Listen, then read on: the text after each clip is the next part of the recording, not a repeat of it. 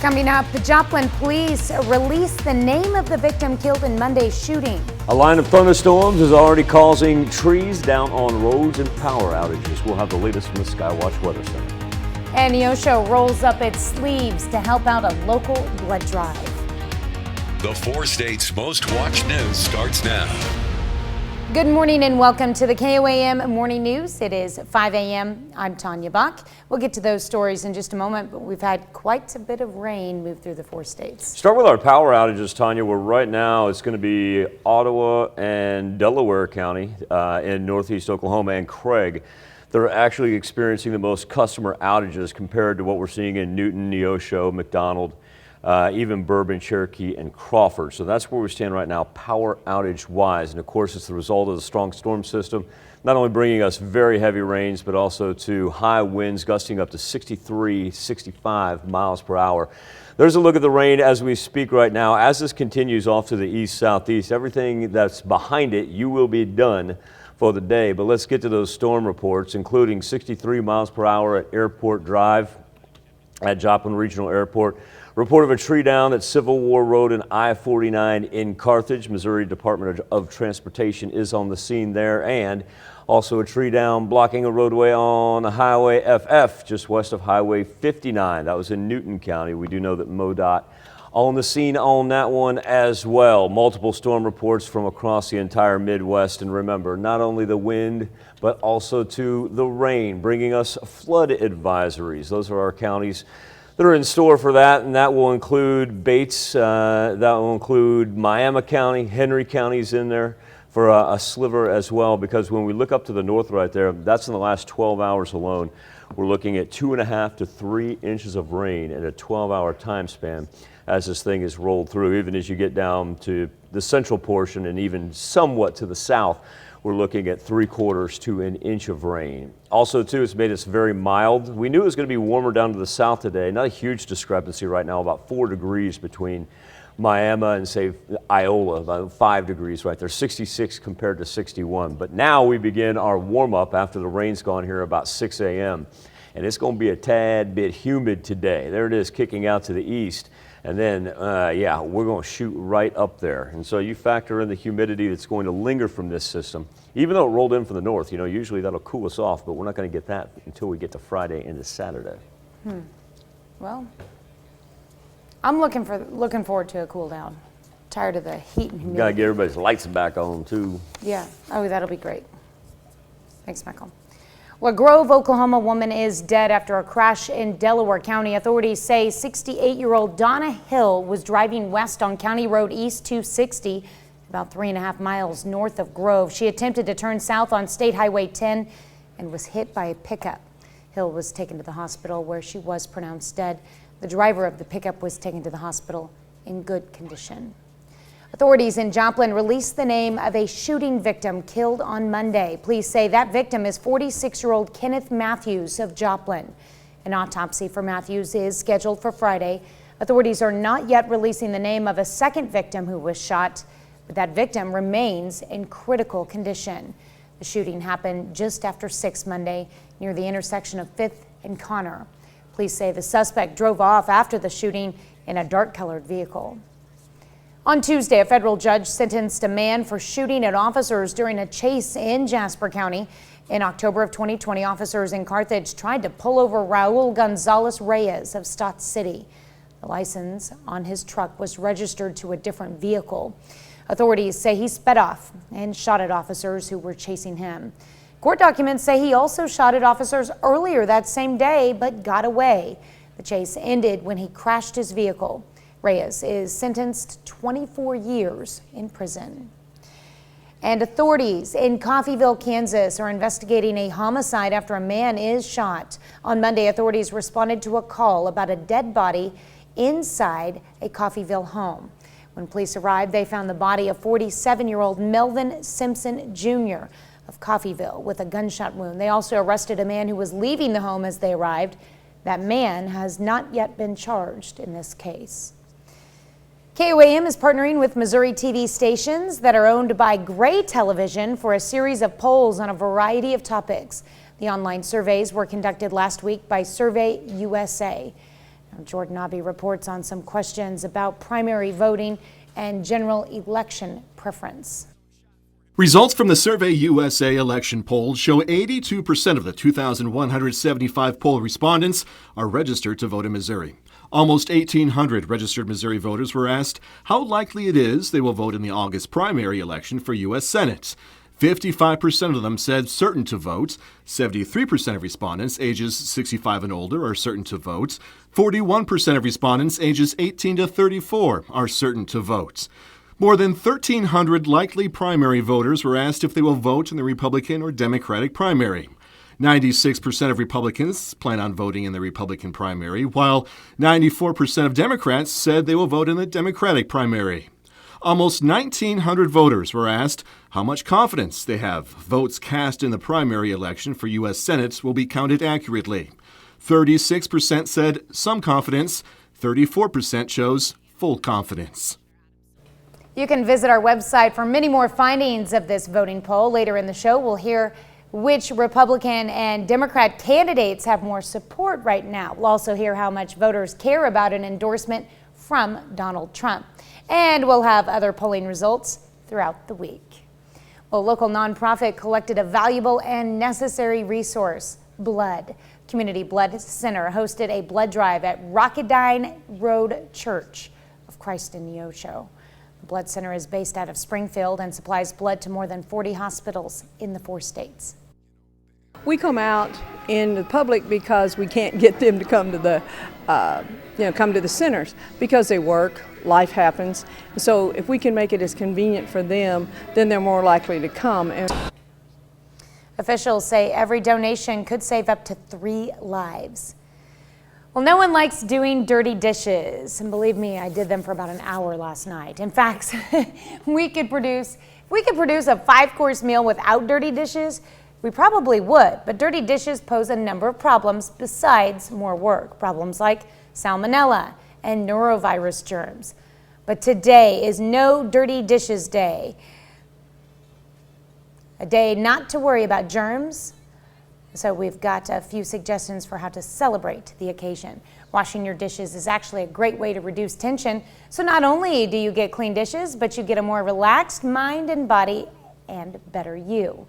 Or feel free to use the day as an excuse to order takeout and just eat your meals right from the container. You can always use disposable plates and cups. Choose the ones that are biodegradable for a more earth-friendly meal. And even better, use the occasion to simply dine out with family and friends and support local.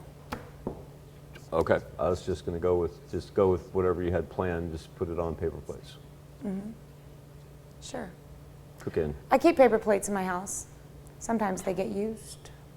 You what? Sometimes they get used. They still get left laying around the house though. Like the dirty dish, whether it's trash or something that needs to be washed, just gets discarded. You need to put up random trash cans. What's that? You need to put up random trash cans. Put dirty dishes here. Well, no, then they may put the actual hard plates in there. That would, yeah, okay. That wouldn't be good. Set myself up for failure on that one. Look at the lightning that is still coming down, like very extreme with the hardest rain south of I-44 right now. Remember, we've got multiple counties with power outages.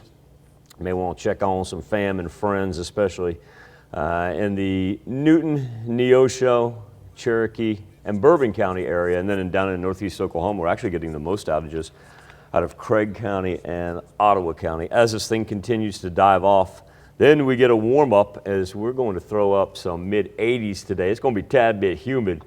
Feel about like 90 here later on. That's a look at this morning's top stories and weather at our first 7 minutes. Coming up on the KOAM Morning News, semi-final day on the softball diamond as Frontenac takes on Girard for a spot in the regional championship. Plus, the next big holiday is just around the corner, and travel experts expect a massive turnout on planes, trains, and automobiles. And as the battle against COVID continues to wage, the FDA authorizes an over-the-counter test. You're watching the KOAM Morning News. More real news in the morning. We'll be right back. Championship day for the 3A Regional Softball Tournament in Baxter Springs. Before the actual championship, got a pair of semifinal games. And the first game of the day, Baxter Springs knocked off top-seeded Columbus. That put the Lions in a spot in the regional championship. The other semifinal, big-time matchup, second-seeded Frontenac, third-seeded Girard. First inning, Mia Brown, MB with a laser off the wall into right center. That scores Abby Beeman. Brown in for the double. Frontenac up 2 runs after 1. Third inning, went on for Hattie Pyle. Bye-bye. Pyle, a no-doubter to center field. 2-run shot. Raiders push the lead to 4. In the 5th inning, Brown back to work. One of her own 2-run shots. The Raiders would score 8 runs with 2 outs throughout the duration of the game and advance to the regional championship, shutting out Girard 10-0. And so here we go in that regional championship. It is the Frontenac Raiders that move on to the 3A state tournament, winning 12-4. Frontenac hit 7 home runs in 2 games, headed back to Manhattan for the state tournament.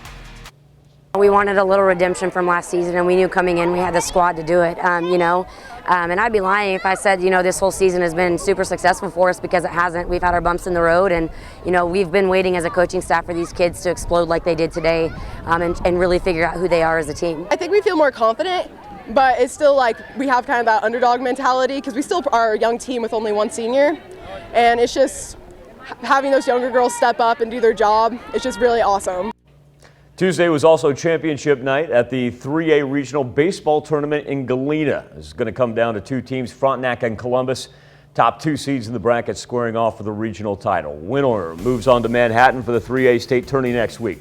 Runner on third for Frontenac on the bunt. Watch the play from Brett Hamilton.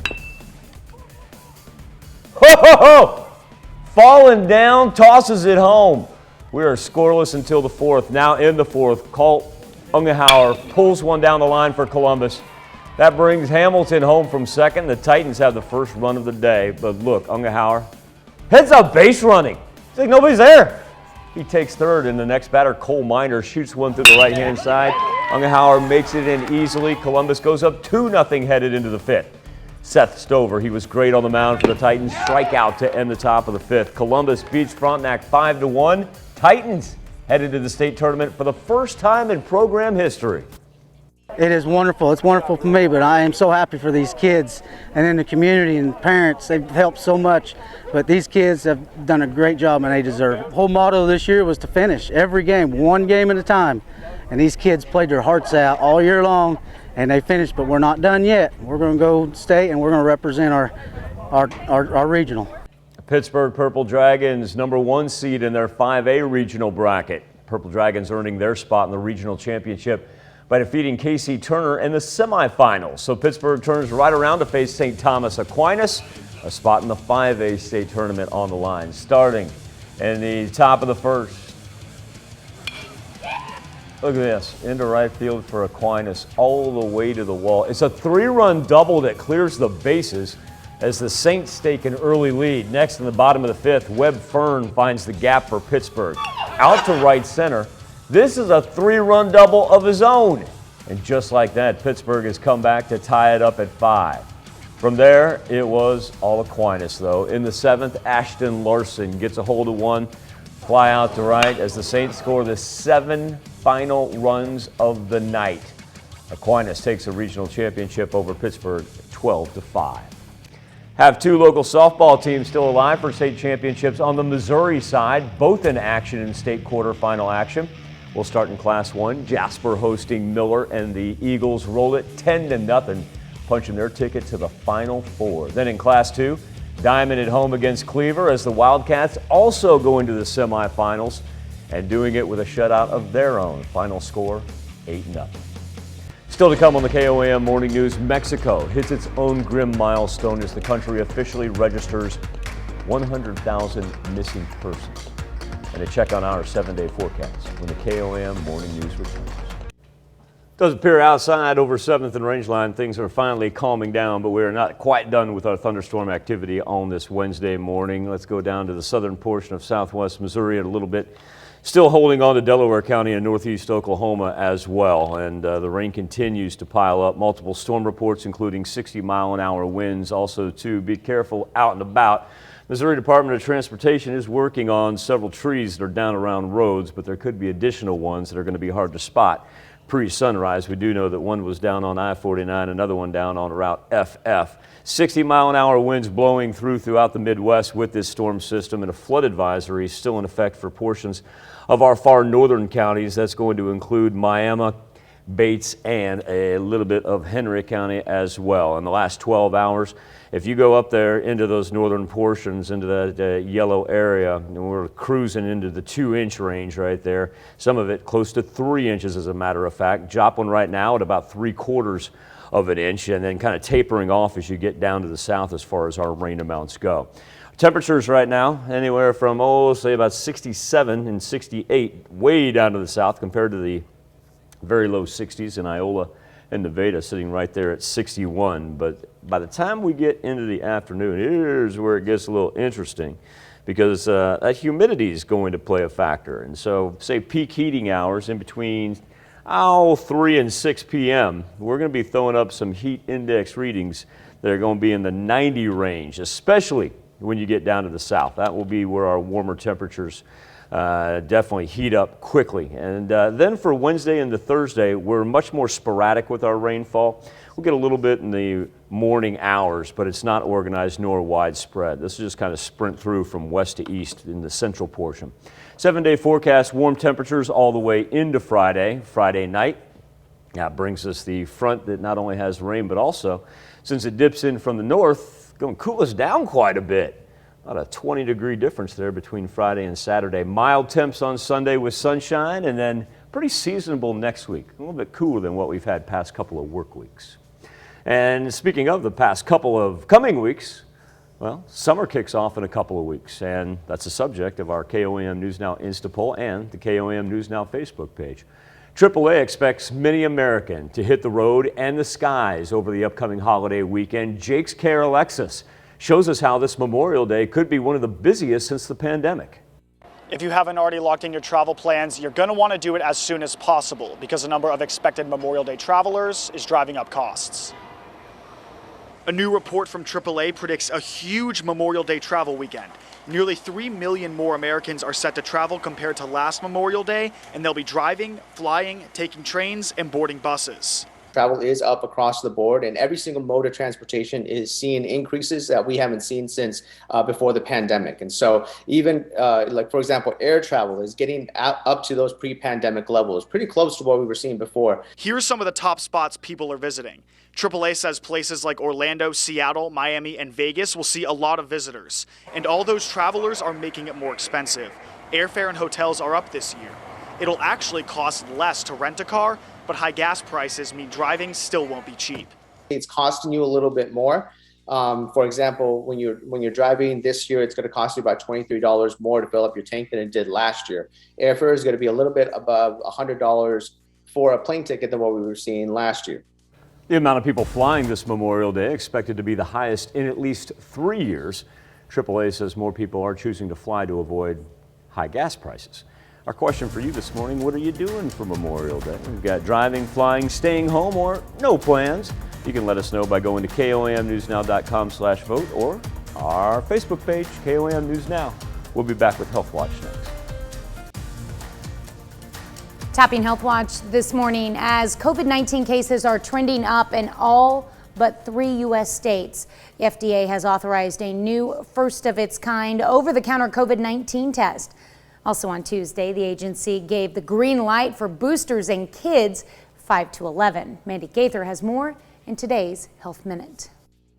Across the U.S., new COVID-19 cases have more than doubled over the past month. The Northeast hit especially hard. More than 40% of people there live in a county with a high community level. That means universal indoor masking is recommended. We still have a lot to do with regard to vaccinations, with regard to boosters, with regard to making it very clear that we have antivirals that are available for people, particularly those who are at high risk Testing another weapon in the war on COVID-19. The FDA has now cleared a new over-the-counter test unlike any other. Using a nasal swab sample, it can test for COVID, flu, and RSV at the same time. Those samples are then sent back to the test maker for testing. Results are delivered through an online portal. The test can be purchased online or in a store without a prescription.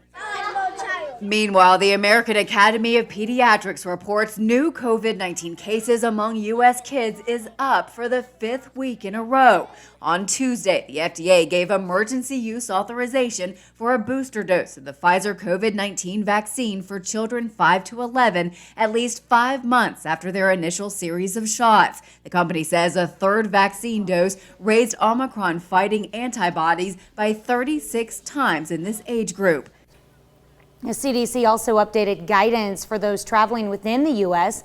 Agency urges domestic travelers to get tested no more than 3 days before their trip, even if vaccinated and boosted. And travelers also asked to get tested afterwards, especially after spending time in crowds without a well-fitting mask.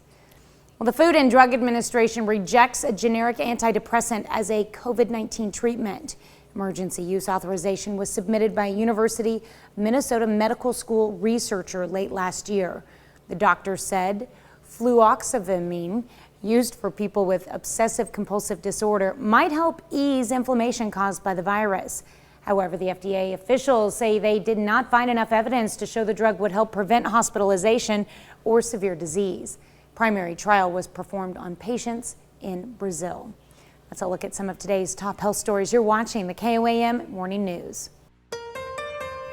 Coming up, the Joplin police released the name of the victim killed in Monday's shooting. Still picking up heavy rainfall and a fair share of lightning with our Wednesday morning thunderstorms. All the latest from the Skywatch Weather Center. And Neosho rolls up its sleeves to help out a local blood drive. The 4 states' most watched news starts now. Good morning and welcome to the KOAM Morning News. It's now 5:31.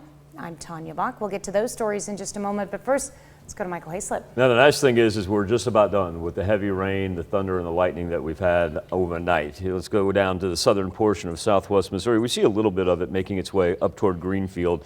More so scattered activity than the hard showers that we had and all the thunder and the lightning. The lightning, speaking of, trying to make its way through Berry County, push out of our highlighted areas, and then kind of ride the Arkansas-Missouri state line. We also have multiple storm reports, power outages associated with limbs down on lines from 60-plus mile-an-hour winds. Several reports of trees down at Civil War Road and I-49 and also Highway FF. Missouri Department of Transportation is working on those, but be apprised there could be other limbs down. Give you an idea of all the wind reports throughout the Midwest. It could be other limbs down that you run into pre-sunrise. Just be very slow out there. Flood advisories for our northern counties, including Bates, Henry, and Miami County, pushing up 2.5, close to 3 inches as Joplin Regional approaches 3/4 of an inch as well. Temperatures going to be much cooler up to the north, and it's going to take a little bit for the north to warm up. Central portion gets up into the mid-80s. Down south, you're probably going to squeeze out a 90 every now and then. And with the moisture still sticking around, it's going to be a tad bit humid this afternoon. Going to feel about like 90 degrees in between 3 and 6 p.m. Same thing for tomorrow. Our rain tomorrow, more sporadic for the morning hours as it rolls through from the west. Not organized. Certainly nothing like what we've had past 2 mornings now. Yeah, well, glad it's passing through. Yep, severe thunderstorm warnings now a thing of the past. That's a good thing. Sounds good. Thanks, Michael. Well, authorities in Coffeyville, Kansas investigate a homicide after a man is shot. On Monday, authorities responded to a call about a body inside a Coffeyville home. When police arrived, they found the body of 47-year-old Melvin Simpson Jr. of Coffeyville with a gunshot wound. They also arrested a man who was leaving the home as they arrived. That man has not yet been charged in this case. Authorities in Joplin released the name of a shooting victim killed on Monday. Police say that victim is 46-year-old Kenneth Matthews of Joplin. An autopsy for Matthews is scheduled for Friday. Authorities are not yet releasing the name of a second victim who was shot.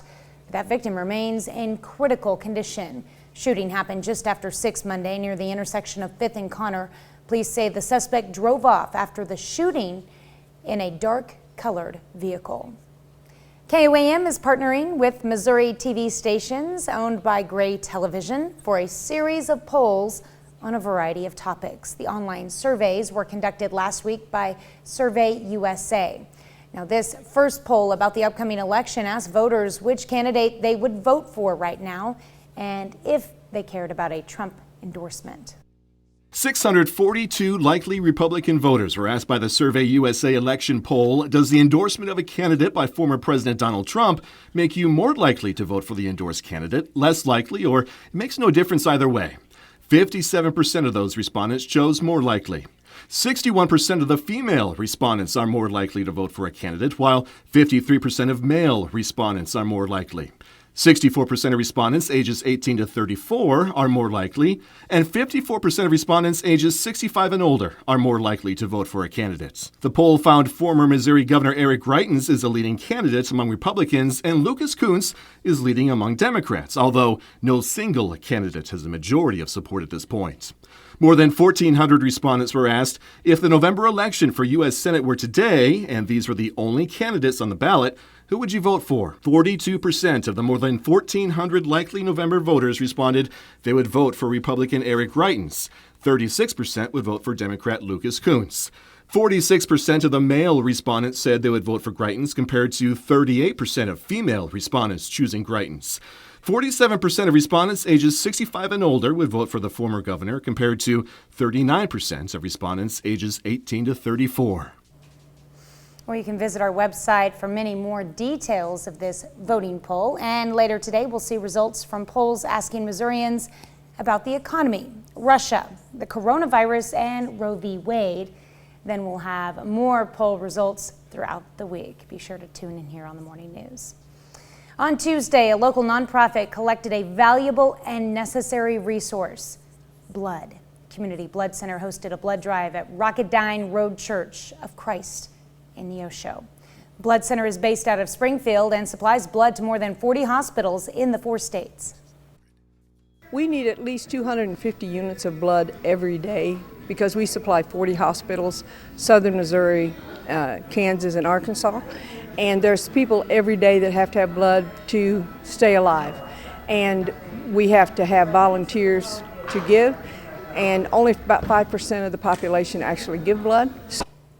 Officials say every donation could save up to 3 lives. Here's Michael with a look at your forecast. Remember, it's going to end up being warm today, as we'll make it up into the mid-80s. But more importantly, excuse me, we've got to get rid of our rain, and we're still holding on to little fringes of it down to the south. We're seeing it move now, the hardest rain into Benton County in northwest Arkansas.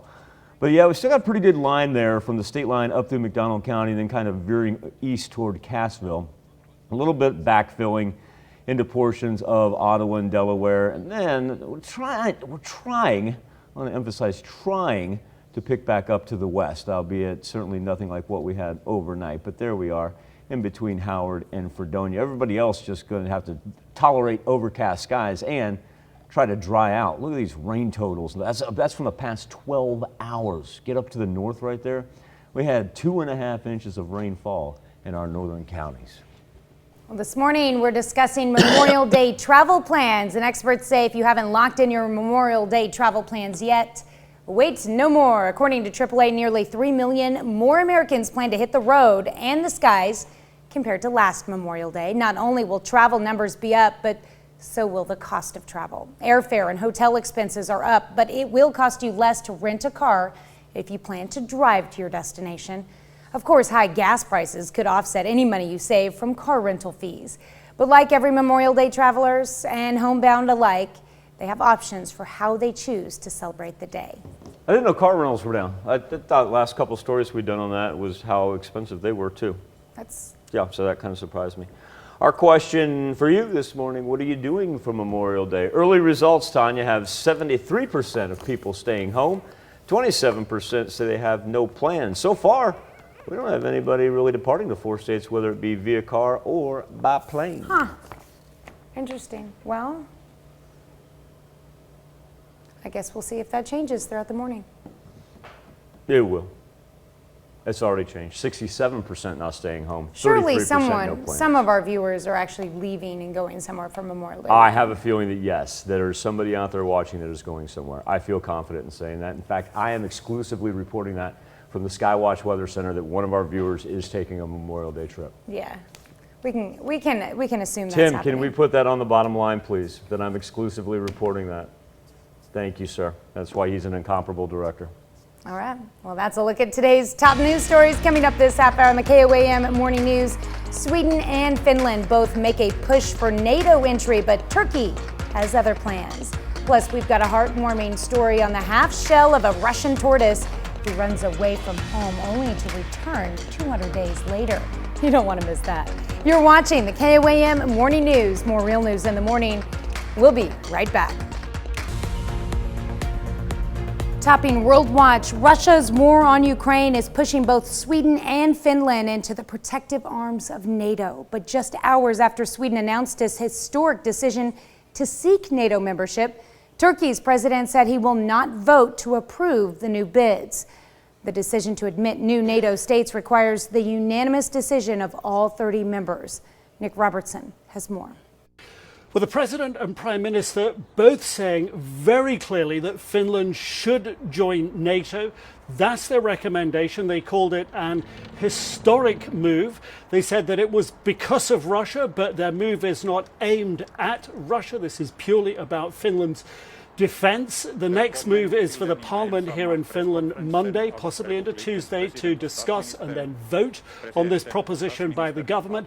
One fly in the ointment at NATO at the moment, President Erdogan of Turkey has indicated he is not happy with Finland and Sweden moving towards NATO membership. I asked Finland's president what he thought about President Erdogan's new position. Mr. President, President Erdogan has indicated that he's not looking positively about the possibility of Finland joining NATO. Does that give you concern? To be frank, I'm a bit confused because I had a telephone discussion with the President Erdogan, that is approximately a month ago, and actually he took up himself before I had possibility to do that you're applying for NATO membership, and we will assess it favorable. I thanked him, and he was very pleased receiving my thanks. So you can understand that I'm a bit confused. What we heard 2 days ago was different. Then yesterday we again heard that Turkey is open to our membership, but it turned back to no, or let's say negative side. And he said he would talk with President Erdogan at any time President Erdogan wants to discuss these issues. US Secretary of State Antony Blinken said that the United States gives its full support for Finland and Sweden to join NATO. And the NATO Secretary General Jens Stoltenberg also said that he believed that the issues with Turkey could be resolved. It's expected that parliaments in both Sweden and Finland will push through requests for NATO memberships. Authorities in Beijing are tightening restrictions on movement even further as efforts to eliminate COVID-19 continue. Officials say anyone who wants to enter a residential compound must show an up-to-date negative COVID test result. Already, the government's strict zero COVID policies have hit China's economy hard and are deepening global supply chain issues.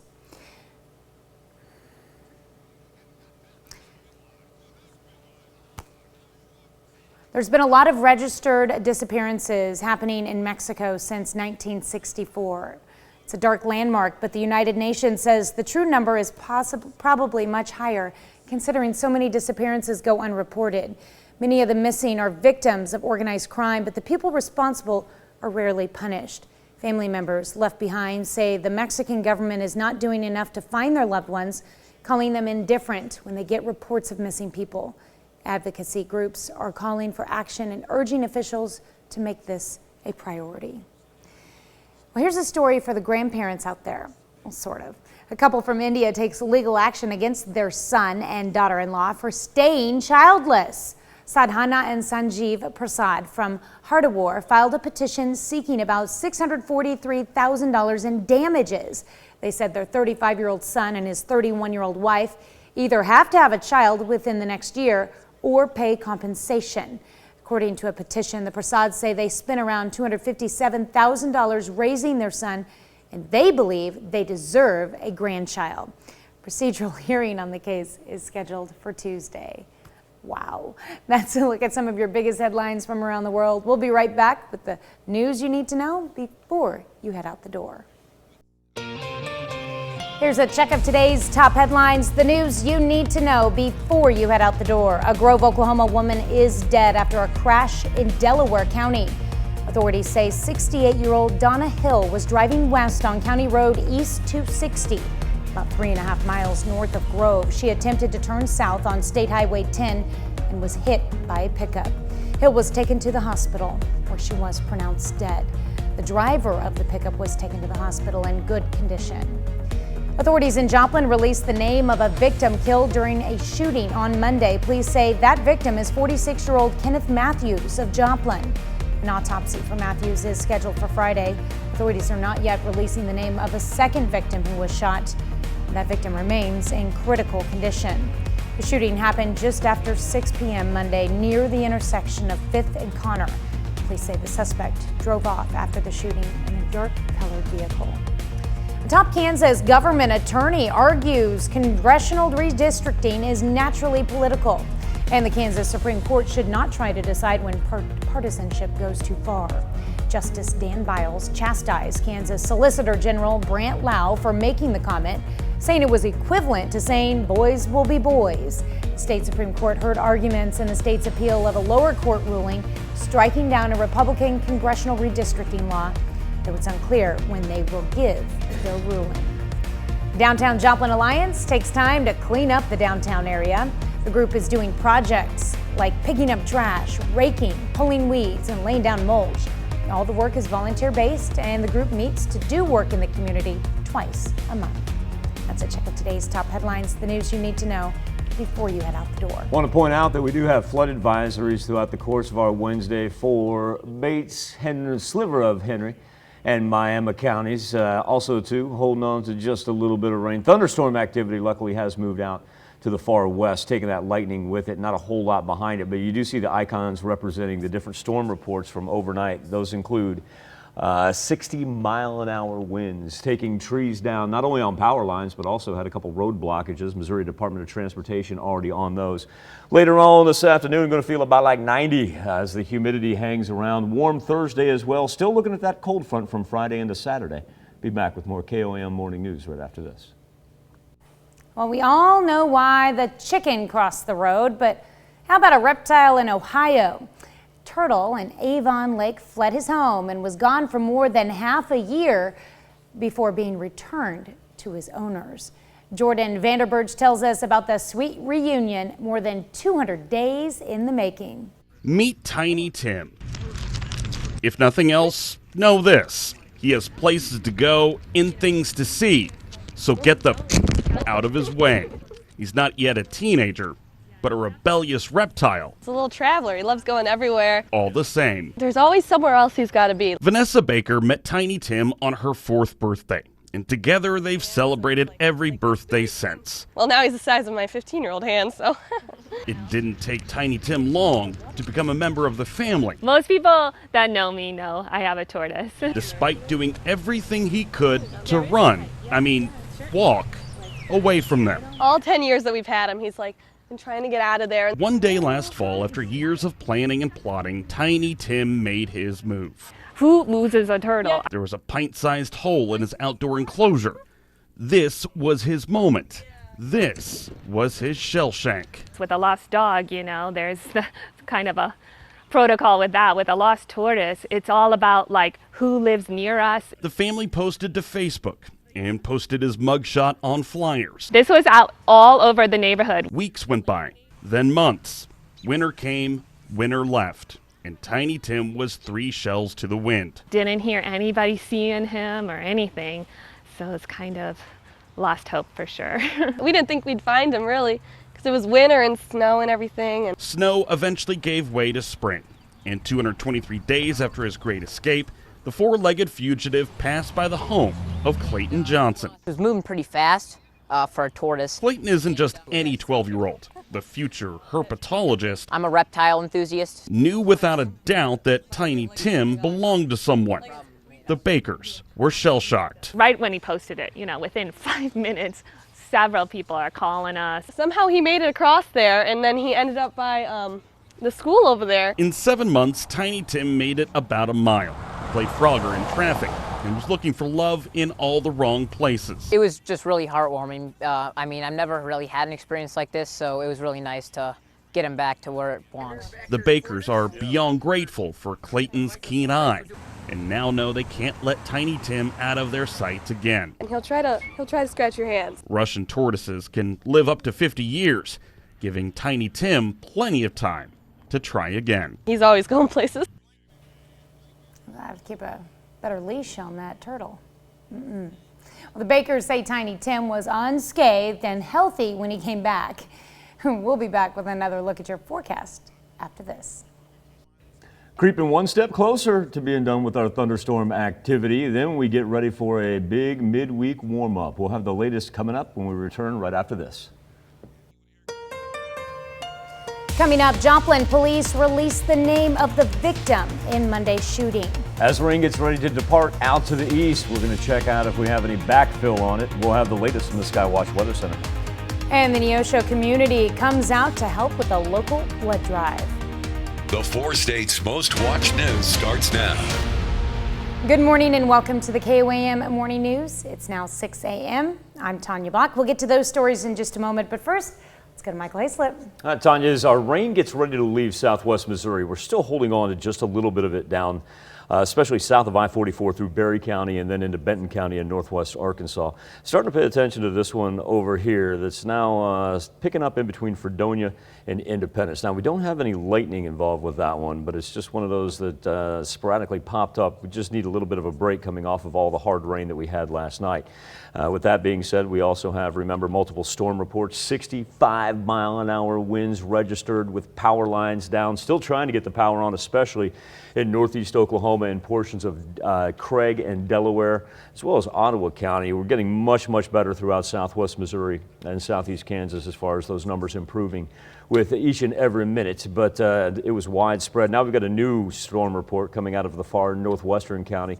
2 inches of rain in Coffee County. That also, of course, leads to flood advisories for Bates and Miami County, a little sliver of Henry County as well, as they got close to 2.5 inches. Joplin Regional now at 3/4 of an inch, and you can tell that 1/2 to 3/4 of an inch actually makes it all the way down into McDonald County and even Delaware County in northeast Oklahoma. Already warming up down to the south, however, mid-60s compared to the low 60s. Iola barely hanging on at 60 degrees, and that's why we'll see a wide discrepancy here. The south is going to heat up fast. It's going to make it up into the high 80s. We'll go mid-80s for all of you up to the north, but with the humidity lingering and really not getting a whole lot of help wind-wise to knock us down, this afternoon we're going to be rolling, say about 90 to 92 for our heat index readings. All right. Top out about 3 to 5 p.m. That's when it will be the muggiest. And like I said, farther south that you drop, little more oppressive it may feel. Well, I'm looking at those lows and kind of actually surprised, like Saturday, Sunday lows in the 40s. Yeah, it's that cold front. Wow. It's a dropping us. Wow. Well, I'm not going to complain about that one. Probably still won't even challenge any record lows with that, though. Yeah. Give my AC a break by then. That'll be nice. Oh, yeah, that's exactly right. All right. Thanks, Michael. Well, a Grove, Oklahoma woman is dead after a crash in Delaware County. Authorities say 68-year-old Donna Hill was driving west on County Road East 260, about 3.5 miles north of Grove. She attempted to turn south on State Highway 10 and was hit by a pickup. Hill was taken to the hospital where she was pronounced dead. The driver of the pickup was taken to the hospital in good condition. Authorities in Joplin released the name of a victim killed during a shooting on Monday. Police say that victim is 46-year-old Kenneth Matthews of Joplin. An autopsy for Matthews is scheduled for Friday. Authorities are not yet releasing the name of a second victim who was shot. That victim remains in critical condition. Shooting happened just after 6 on Monday near the intersection of 5th and Connor. Police say the suspect drove off after the shooting in a dark-colored vehicle. On Tuesday, a federal judge sentenced a man for shooting at officers during a chase in Jasper County. In October of 2020, officers in Carthage tried to pull over Raul Gonzalez Reyes of Stott City. The license on his truck was registered to a different vehicle. Authorities say he sped off and shot at officers who were chasing him. Court documents say he also shot at officers earlier that same day but got away. The chase ended when he crashed his vehicle. Reyes is sentenced to 24 years in prison. Authorities in Coffeyville, Kansas investigate a homicide after a man is shot. On Monday, authorities responded to a call about a dead body, inside a Coffeyville home. When police arrived, they found the body of 47-year-old Melvin Simpson Jr. of Coffeyville with a gunshot wound. They also arrested a man who was leaving the home as they arrived. That man has not yet been charged in this case. Lamar, Missouri Police Department is warning residents about an increased number of thefts and burglaries in the city. They provided some tips so you can protect yourself. First, make sure all doors and windows are locked, even if you're at home. Also, make your home look occupied, even when it isn't, by leaving a porch light or your TV on. And if you make an expensive purchase, break down the box and keep it out of view so it's not on display. On Tuesday, a local nonprofit collected a valuable and necessary resource, blood. The Community Blood Center hosted a blood drive at Rocketdyne Road Church of Christ in Neosho. Blood Center is based out of Springfield and supplies blood to more than 40 hospitals in the 4 states. We need at least 250 units of blood every day because we supply 40 hospitals, southern Missouri, Kansas, and Arkansas. And there's people every day that have to have blood to stay alive. And we have to have volunteers to give, and only about 5% of the population actually give blood. Officials say every donation could save up to 3 lives. After months of work, a new transitional housing option is open in southeast Kansas. The SCK Recovery House now shelters its first 4 people recovering from substance abuse and addiction issues. When many people in recovery try and get clean, they may not have a space that allows them to do so. SCK Recovery House is meant to give those struggling with addiction the tools for long-term sobriety. When you're coming from inpatient treatment back into your home, it could be an unsafe environment. It could be the environment that you maybe went to jail from. If it's still unsafe as far as people still using substances. The Southeast Kansas Substance Misuse Prevention Coalition plans to open safe houses in all 6 counties they cover. Today, back in 1917, U.S. Congress passes Selective Service Act. Some 6 weeks after the United States formally entered the First World War, the U.S. Congress passed the Selective Service Act, which gave the U.S. president power to draft soldiers. When he went before Congress on April 2nd, 1917, to deliver his war message, President Woodrow Wilson had pledged all of his nation's considerable material resources to help the Allies, France, Britain, Russia, and Italy, defeat the Central Powers. However, what the Allies desperately needed were fresh troops to relieve their exhausted men on the battlefields of the Western Front, and these the U.S. were not immediately able to provide. At the time of Congress's war declaration, U.S. only had a small army of volunteers, some 100,000 men. It was no way trained or equipped for the kind of fighting that was going on in Europe. Don't forget to register, kids. You won't get any money for college. Is that how that works now? Now? Yeah. You're female, though. Yeah. Male, turn 18. Yeah. Your first stop on that birthday is the post office. Go down there, fill out your selective service paperwork. Yeah. I'm not being facetious about this. That's what I did when I woke up on my 18th birthday. I went to the post office. Does that legitimately keep you from getting money from college if you don't? Yeah, you cannot. If you're not registered through selective service. When you fill out your FAFSA paperwork, no, you will not. Like I said, that was the first thing I did on my 18th birthday. I woke up and I drove to the post office. Don't they like go to the schools to register people now though? They may now. I don't want to speak for how they do it now. I feel like my brothers never went to the post office. Yeah, it was up to us to get it done back in my day. Skywatch Storm Tracker still picking up that one band of rain. I want to keep my eye on out here in southeast Kansas. It's not organized with anything else. Of course, the larger cell system of thunderstorm activity, the heaviest rain and the thunder and lightning is pushed off to our east. Now we got some lingering showers hanging on to Benton and Berry County. This one right here, every now and then, has a pop of yellow in it. It's not going to last all morning long. We should be done here in the next 50 minutes. I think by 7 we're going to be good to go and cleared off. But once again, we've got multiple reports of trees down on the roads, and I know the skies are starting to get a little bit lighter. Slow down out there, be alert, keep your eyes open. Just because every report we get in certainly is not going to cover everything that's down on our roadways. All right, that's a look at this morning's top stories and weather in our first 7 minutes. Coming up on the KOAM Morning News, a class from the 1970s gets to walk down Graduation Hill 50 years later. Plus, the Supreme Court in Missouri swears in its first black justice. And pollution is a problem, and it's one that killed many. We'll have the exact numbers. Stick with us. You're watching the KOAM Morning News. More real news in the morning. We'll be right back. Topping Nation Watch this morning, hoax emergency calls persist as an issue for police. Wichita PD respond to a southeast Wichita neighborhood for a falsely reported hostage situation. Sean Lodging has a look at how a swatting incident in Wichita nearly 5 years ago is having an impact. Attention that received, coupled with the aggressive prosecution of that, played a large part. One of the highest profile swatting calls resulted in the 2017 death of Andrew Finch in Wichita, and 3 people have been sentenced for his death. It did have an impact in deterring other similar incidents. But police are still dealing with these incidents. Monday, WPD responding to South Ridgeway in Wichita following a call placed into Wichita City Hall security of a hoax hostage situation. It had the pretenses of sounding like a false call from the beginning, but obviously we're going to take every precaution. Ultimately, we were able to find the homeowner or the resident and learn it was actually a false call. Thor Eels, executive director of the National Tactical Officers Association, says as part of the training they provide, it covers tactics in responding to a call that could be fake.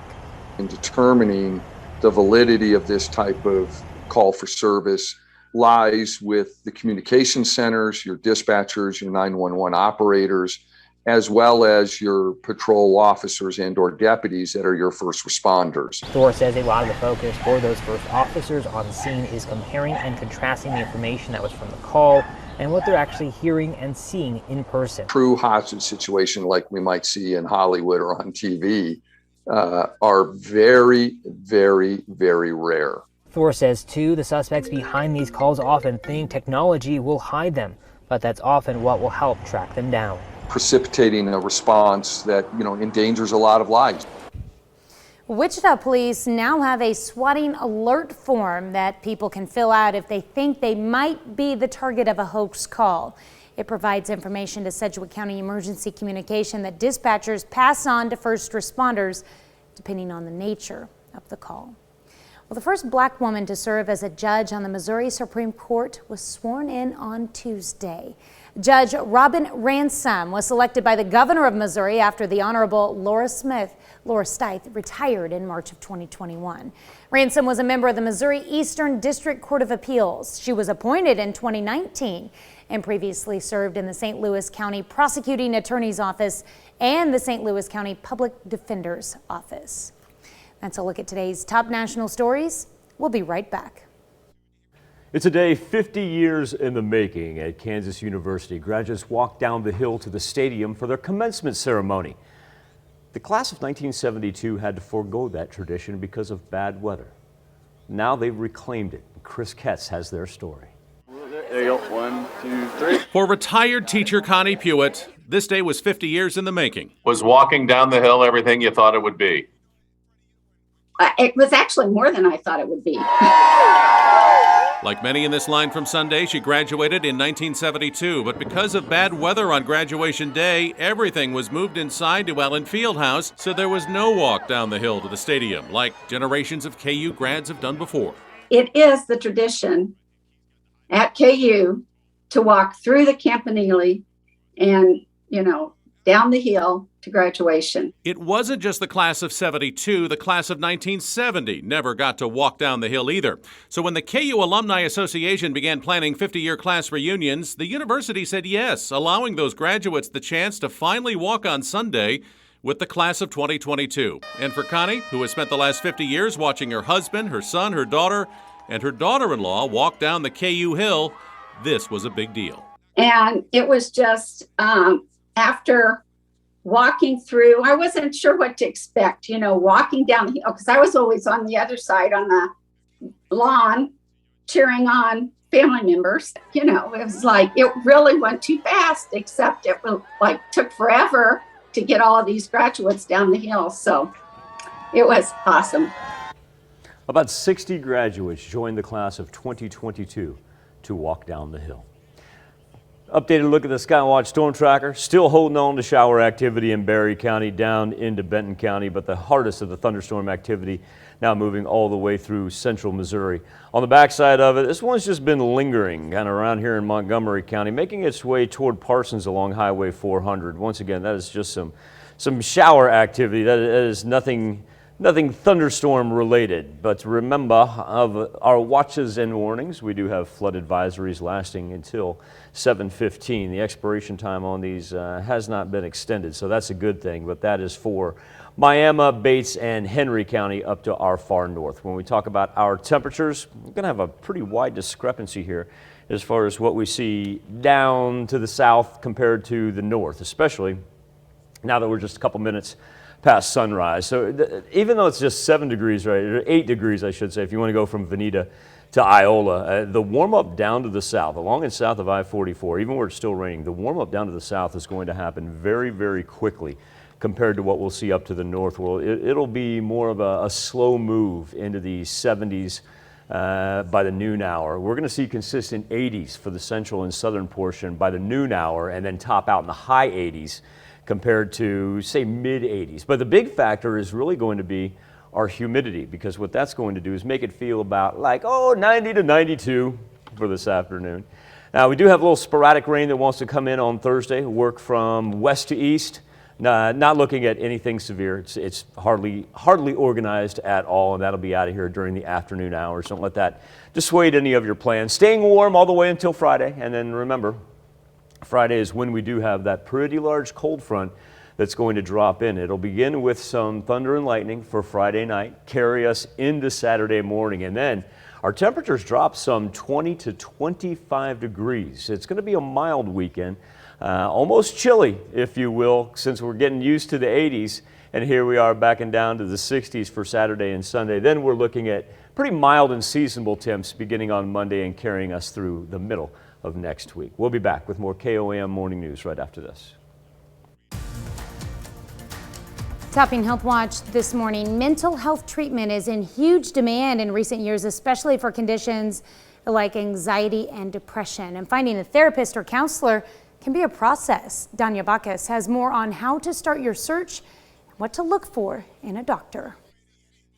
Reem Abukadr says she started seeing a counselor several years ago because she was struggling with depression and the symptoms were interfering with her life. It's helped me a lot because as I've gone through different counselors, I've sort of, I would say, graduated to techniques that apply more to my life. But finding a counselor can be challenging and overwhelming. Dr. Rachel Jacoby with Palo Alto University says a first step is to check online directories like Psychology Today, ShrinkSpace, and the National Board of Certified Counselors. You could also contact your insurance company and see who's paneled with them, and that would help with payment options and payment accessibility. Patients should also understand the difference between therapy providers, such as a licensed clinical social worker, licensed professional counselor, doctor of psychology, and others. And there are psychiatrists who prescribe medications and then also may offer more interpersonal sessions as well. And if you don't find the right fit in a counselor, keep looking.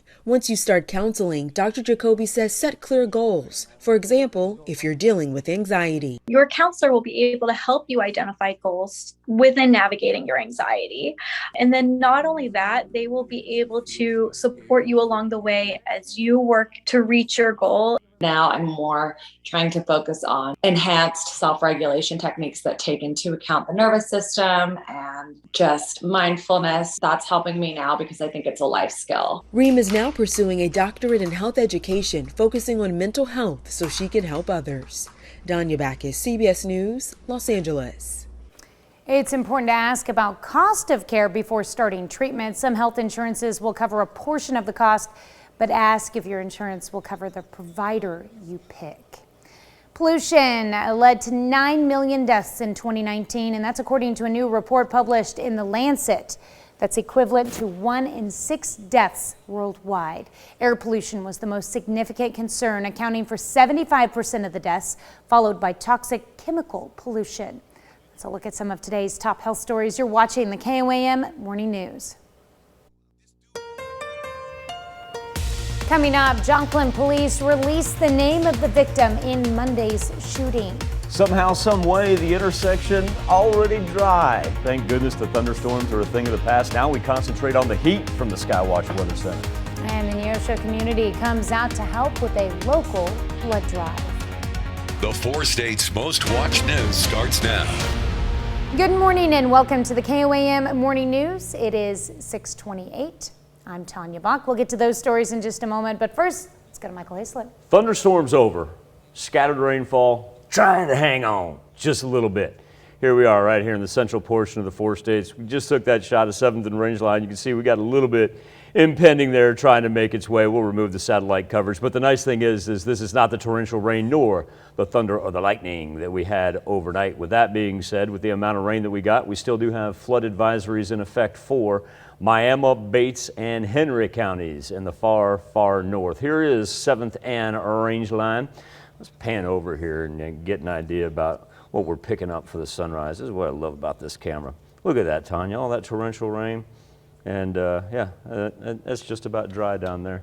Here's our current conditions, 63 degrees now. Let the warm up begin. We'll roll mid 60s for the central portion, low 60s for the north, and already pushing up close to the high 60s down in the south. That'll be our trend for today. It's going to warm up fast down to the south. Temperature is going to feel about like 90 to 92 this afternoon because we're going to hang on to some humidity.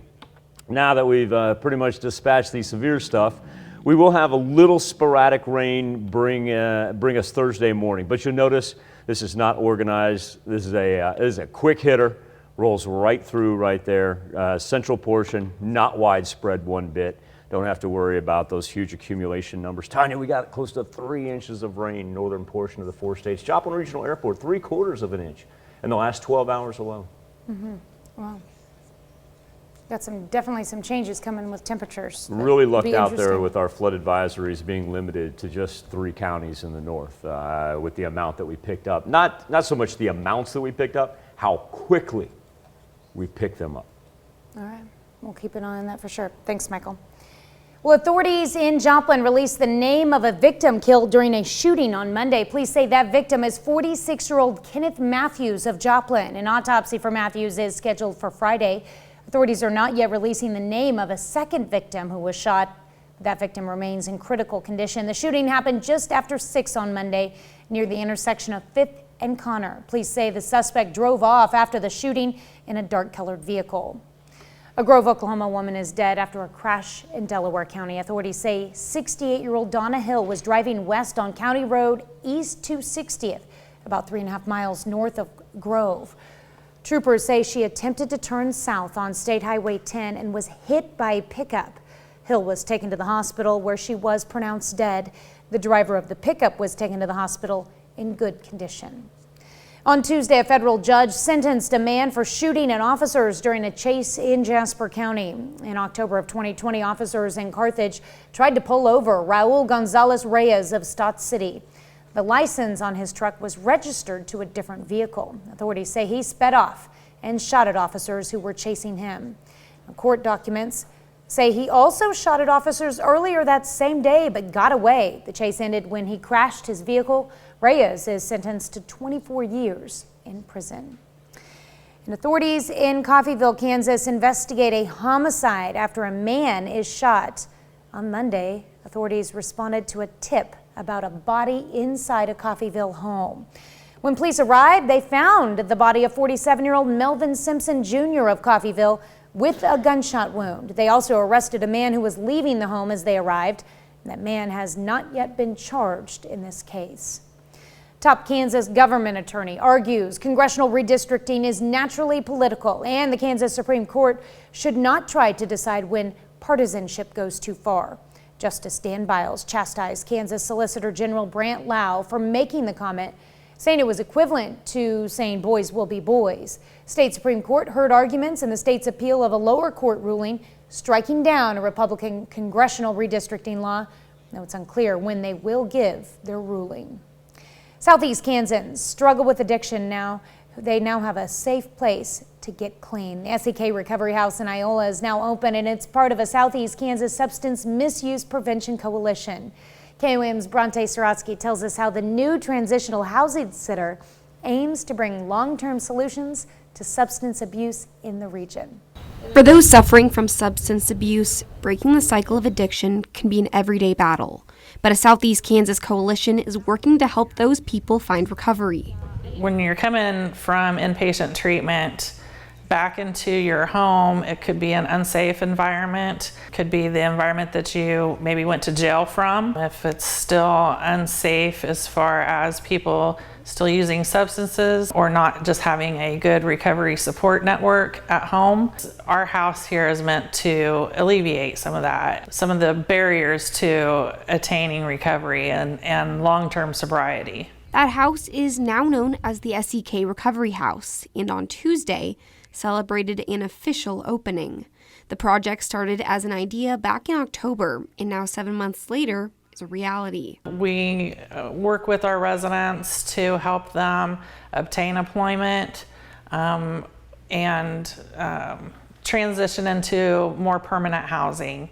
Whatever their goals are for their recovery, we will work with them too and support them in that. And they aren't alone. Volunteers from the AmeriCorps senior program like Sandy Haggard are also lending a helping hand. One of our objectives is for our volunteers to help with the opioid crisis, as the national program sees that that's a huge problem in our country. Haggard says the decision to volunteer was easy. The Safe House's mission falls directly in line with theirs. We don't want medication sitting on somebody's dining room table that someone visiting can come and just take their opioids, their painkillers, and just take them home and then potentially become people who need recovery themselves. This is the start of the Southeast Kansas Substance Misuse Prevention Coalition's recovery houses, and they say it's just the beginning. In Iola, Bronte Saratsky, KOAM News. Coalition says in the future they hope to bring a recovery house to all 6 counties they serve. On Tuesday, a local nonprofit collected a valuable and necessary resource, blood. Community Blood Center hosted a blood drive at the Rocketdyne Road Church of Christ in Neosho. Blood Center is based out of Springfield and supplies blood to more than 40 hospitals in the 4 states. We need at least 250 units of blood every day because we supply 40 hospitals, southern Missouri, Kansas, and Arkansas. And there's people every day that have to have blood to stay alive. And we have to have volunteers to give. And only about 5% of the population actually give blood. Officials say every donation could save up to 3 lives. Today, back in 2017, Chris Cornell passes away. American musician, singer, and songwriter Chris Cornell passed away due to suicide. He'd been performing at a show in Detroit with Soundgarden. Cornell was known for his role as one of the architects of the 1990s grunge movement, for his near 4-octave vocal range as well as powerful vocal belting technique. He released 4 solo studio albums as well as worked with Audioslave and Temple of the Dog. You have a fave?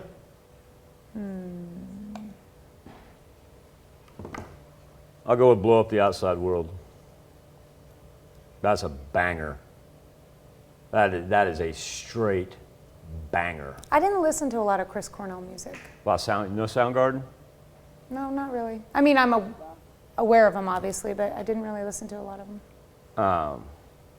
Yeah, what was it? 2000? Did you say 2017? Yeah. It's crazy. Like I said, It's just, it's COVID time, as we like to call it. It's a real thing about how you lose track of how long how long has it been. All right, here's what we're holding on to rain-wise and watches and warnings. Just some scattered showers still hanging on, moving through southeast Kansas. This is not anything torrential nor any thunder or lightning. We also have the flood advisories for our counties in green. Hopefully we can let them expire here in just about 45 minutes. That would be wonderful. Then get ready for the warmth. It's going to be a little hot, humid, and hazy this afternoon. Once that sun begins to break through, take us up into the mid-80s for the central portion. Probably go about 83 to 85 up to the north, but down to the south, we'll probably throw up some 90s here by the time it's over, and throw on another 3 to 4 degrees, maybe even 5. Depending on where you are, as far as what it feels like this afternoon. Remember those peak hours really between 3 and 5 p.m. All right. Well, that's a look at our top news stories. Coming up this half hour on the KOAM Morning News, MasterCard may make you smile or not. Its new feature will actually use facial recognition. Plus, Memorial Day is coming up, and today we want to know, what are you doing for the holiday weekend? We'll let you weigh in. We'll be right back. In Consumer Watch this morning, SUVs are some of the most popular vehicles on the road. And new research looks at how certain models hold up in crash tests. Naomi Ruckham has the results. One by one, the Insurance Institute for Highway Safety smashed into 18 different mid-size SUVs, looking to see how well they protect passengers in a side crash test. And this year's test was tougher. The IIHS introduced a larger barrier that travels faster to simulate the larger vehicles common on the road. The growth of SUVs and pickup trucks in the United States has resulted in heavier vehicles being involved in these kinds of collisions. IIHS President David Harkey says half the mid-size SUVs tested received a good rating.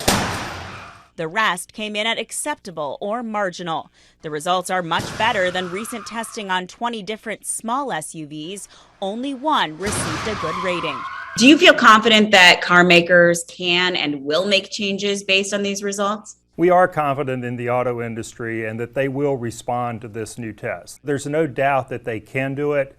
It's just a question of how long it takes them to employ some of the additional, perhaps structural measures, restraint measures that will protect the occupants. The IIHS will soon perform side crash tests on other vehicles, including sedans, to see how they handle the impact. Naomi Ruckham, CBS News, New York. Federal Reserve plans to continue raising interest rates despite the recent volatility on Wall Street. Speaking at a Wall Street Journal event, Fed Chairman Jerome Powell said short-term interest rates will continue to climb until there's evidence inflation is coming down in a clear and convincing way. Raising rates helps curb inflation by slowing consumer spending. Well, it may be tough to smile when buying groceries these days, but MasterCard has a new payment system that could require it. The company's new biometric checkout program will allow consumers to pay for goods using the same facial recognition technology that unlocks smartphones. Pilot program launches this week in Brazil with the PayFace app. I'll just make sure and make mine a frown. That's it for Consumer Watch. Let's go over to Michael for our Something to Talk About. Thank you, Tanya. This morning on the KOAM News Now Facebook page and our morning Insta poll, your Memorial Day travel plans. Experts say if you have not locked in Memorial Day travel plans as of yet, probably don't want to wait. According to AAA, nearly 3 million more Americans plan to hit the road in skies compared to last year. Not only travel numbers up, but guess what? So is the cost. Airfare and hotel expenses, those are increasing. It will, however, cost you less to rent a car if you want to drive to your destination. Of course, high gas prices perhaps offset that money you save on car rental fees. Like every Memorial Day, travelers and homebound alike have options for how they choose to celebrate the holiday, bringing us to our question, what are you doing for Memorial Day? And right now, 58% of you are staying home, with another 27% saying you don't have any plans at all. So that takes up about 85% of it right there. 6% of you say to the skies, and another 9% are going to brave those gas prices and go ahead and hit the road. Appreciate your engagement each and every morning. Remember, 2 ways to connect. KOAMnewsnow.com/vote delivers you straight to the poll. You can also hit us up on our Facebook page, KOAM News Now. We're going to come back, celebrate birthdays and anniversaries, but first, off to the Big Apple. Let's check in with Gail. Hello to you, I'm Gail King. Coming right up on CBS Mornings, meet the former NFL player who turned his failed playing career into 50 million social media followers. How did he do that? And what is his name? I bet you know. Find out coming right up on CBS Mornings. Here's a hint, initials TS. We take this time to honor today's four-state hero, Corporal Ralph Hetty. Erie, Kansas native, served in Korea from 1952 to 1954. Corporal Ralph Hetty, we thank you, today's four-state hero. The birthday list begins with a big number 7 right there for my man Bentley Blessant. Love the Blessant family. Bentley, happy that you are a part of it, my man. A happy 7th birthday to you. He is in Pittsburgh. He's got the backpack on, but I mean the countdown's on till he gets to enjoy summer vacation. That's for right. sure. For sure. All right. He's only got one more day. One more half day. He was almost there. All right, Morgan Arnold turning 10 years old this year in Carl Junction. We're told Morgan is the golden child. Which makes me think of Eddie Murphy and Ray Don Chong.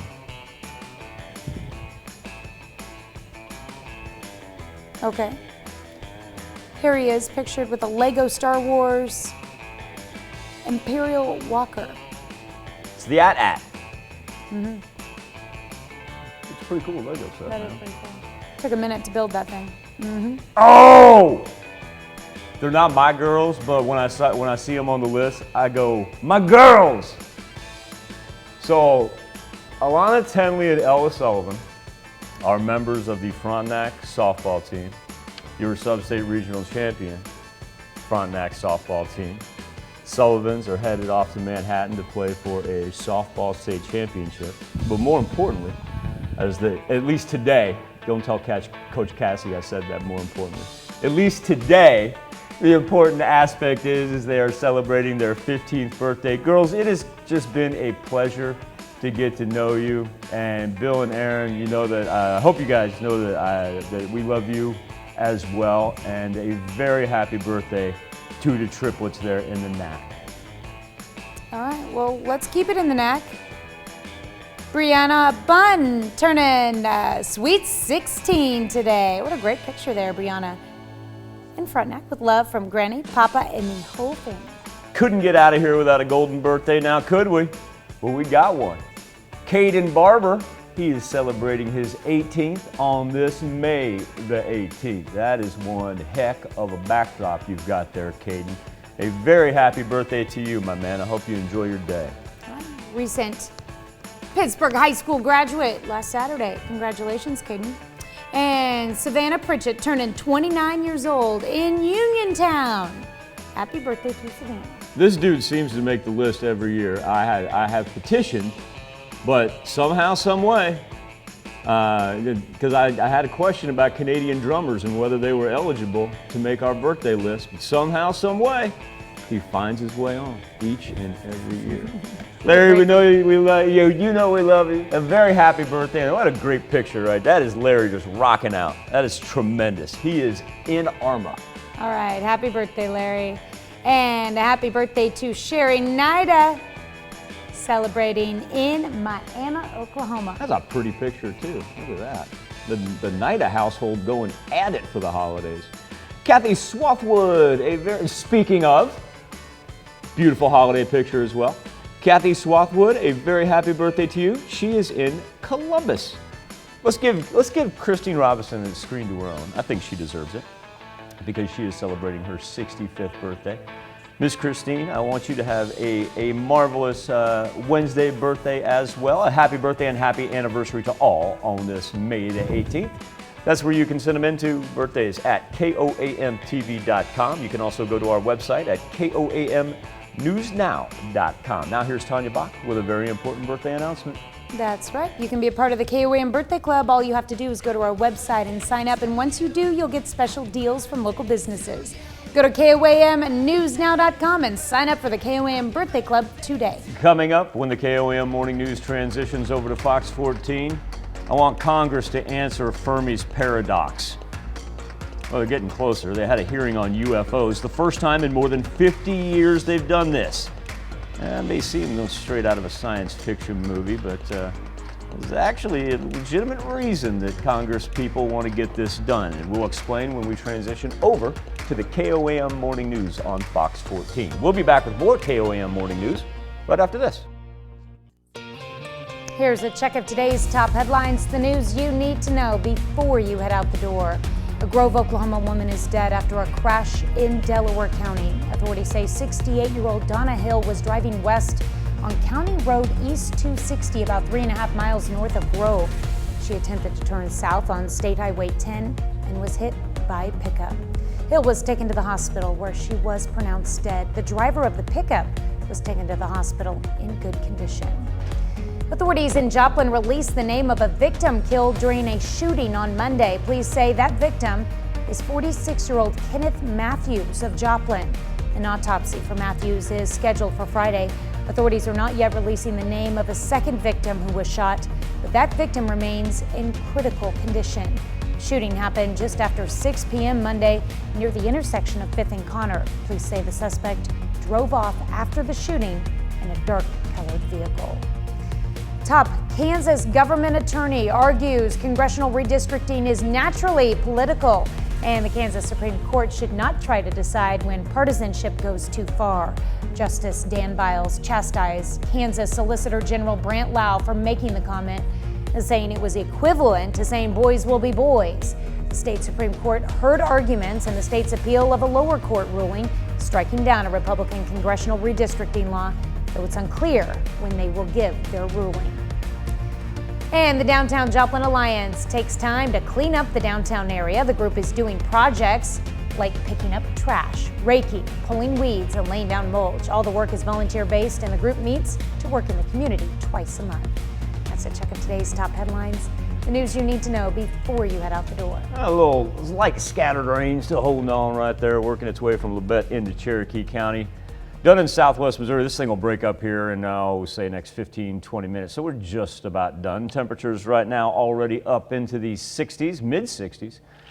When you head down to the southern portion of the 4 states, an indicator that now that our thunderstorm activity is done, the warm-up begins. And when we talk warm-up, we are talking mid-80s for this afternoon.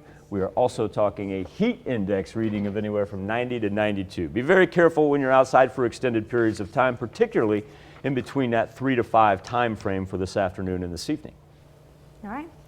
Well, coming up today at noon, old-fashioned potato donuts. That's what we're making in the Mr. Food Test Kitchen. Morning news continues on KOAM. CBS Mornings, that's next. Inside a prevention center where addicts are allowed to use drugs. They use them legally. We're going to find out why the controversial new program is getting mixed reviews.